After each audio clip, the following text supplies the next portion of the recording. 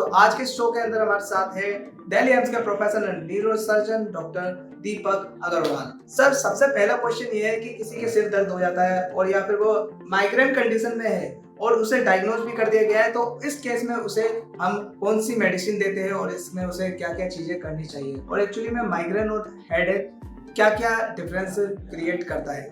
देखो, अगर आप माइग्रेन की बात करें, ये एक प्रकार का हेडेक है और हेडेक बहुत तरीके के होते हैं और उसमें क्लस्टर हेडेक हो सकता है, स्ट्रेस इंड्यूस हेडेक हो सकता है और भी तरह के हेडेक होते हैं। उसमें से एक प्रकार का हेडेक का नाम स्पेशली हम माइग्रेन कहते हैं, जिसकी सिम्टोमेटोलॉजी और जिसकी जो प्रोग्रेस है वो बिल्कुल अलग होती है बाकी सिर के दर्द से। इसमें ऐसा होता है कि आधे सिर में ज़्यादातर दर्द होता है और इसके दर्द होने से पहले ही आपको पता चल जाता है कि मुझे ये दर्द होने वाला है। साथ में उल्टी का शक होता है और नौजिया भी होता है और कई बार घबराहट भी होती है। अगर ये सब लक्षण है तो हो सकता है आपको माइग्रेन हो।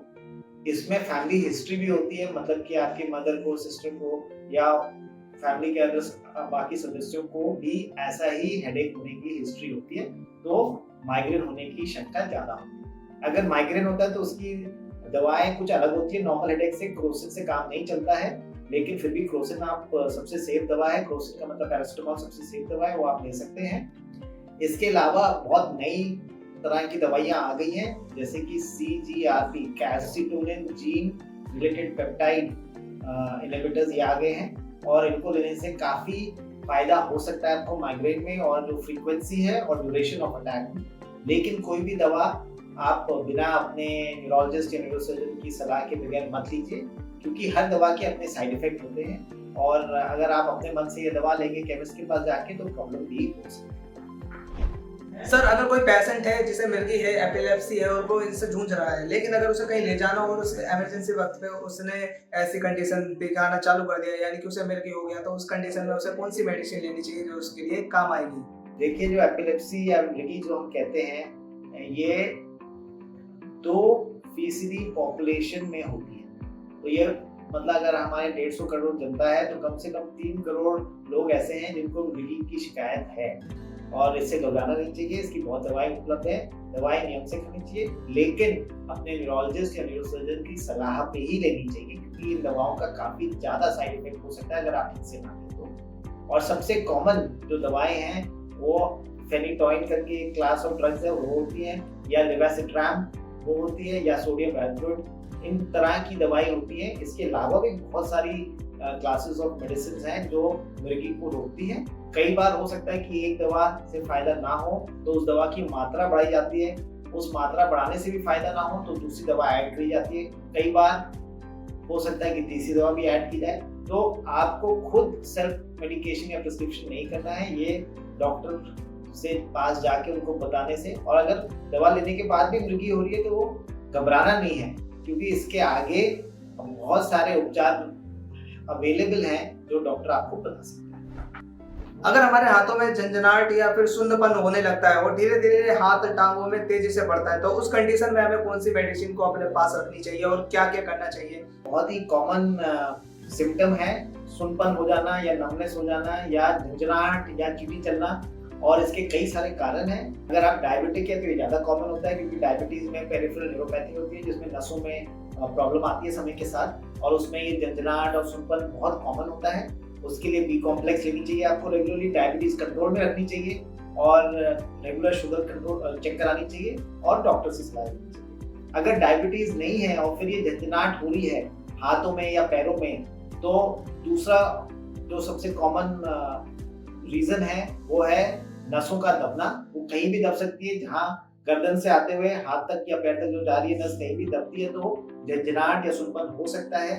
तो आपके और सिम्टम्स के हिसाब से डॉक्टर पता लगाएगा कि ये गर्दन में नस दब रही है या कहीं और दब रही है और उसके हिसाब से इलाज चलेगा आपका।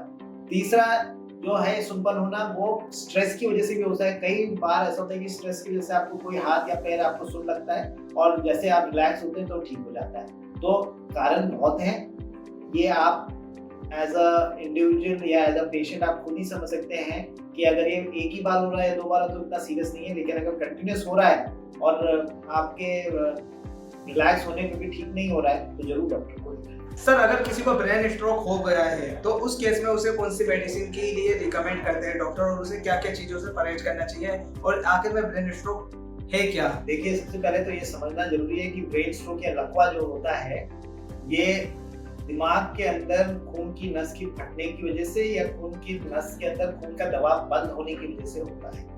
अगर नस फटी है तो उसका कारण पता लगाना बहुत जरूरी है। ब्लड प्रेशर सबसे कॉमन कारण है नस फटने का, और इसलिए ब्लड प्रेशर को कंट्रोल आगे के लिए ब्लड प्रेशर की मेडिसिन लेनी पड़ेगी, उसको कंट्रोल करना पड़ेगा।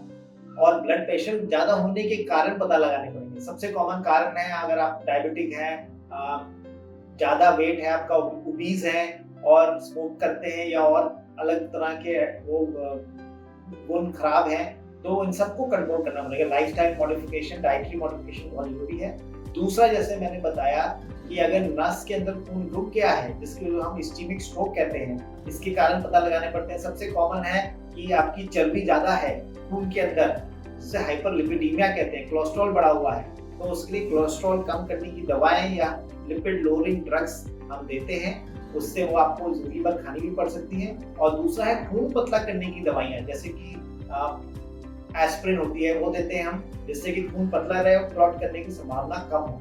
तो ऑब्वियसली ये डॉक्टर ही बताएगा आपको, और जो डॉक्टर दवाइयां लिखता है उनको आप अपने मन से बंद मत कीजिए, कंटिन्यूसली लेते रहें। हमने कई बार देखा है कि ब्लड प्रेशर के मरीज जो हैं वो दवा लेते हैं, फिर कहते हैं हमारा ब्लड प्रेशर ठीक हो गया इसलिए हमने दवा बंद कर दी। बिल्कुल गलत है। ब्लड प्रेशर दवा की वजह से ही कंट्रोल है, और कई बार ऐसा होगा कि आपको जिंदगी भर दवा खानी पड़े। तो मैं फिर से आपसे गुजारिश करता हूँ कि कोई भी दवा बिना डॉक्टर से अपॉइंटमेंट लिए या उनसे बात करें बंद मत करें।